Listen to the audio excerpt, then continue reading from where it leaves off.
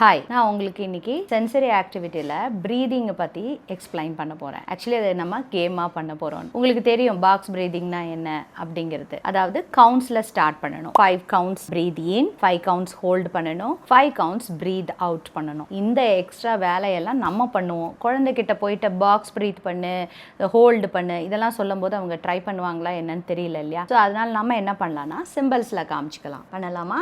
Okay, show your hand. Start. இது மேலே போகும்போது பிரீத் இன் பண்ணணும், மேலே நிற்கும் போது ஹோல்டு பண்ணணும், உள்ள வரும்போது பிரீத் அவுட் பண்ணணும். Okay, start.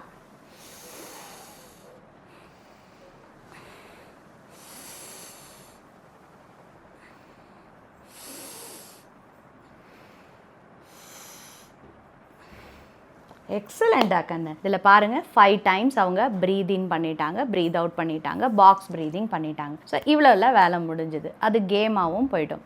Next rainbow breathing. Okay, rainbow எப்படி இருக்கும்? இப்படி தானே இருக்கும். ஓகே, நம்ம ஸ்டார்ட் பண்ணும்போது ப்ரீத் இன், ப்ரீத் அவுட்.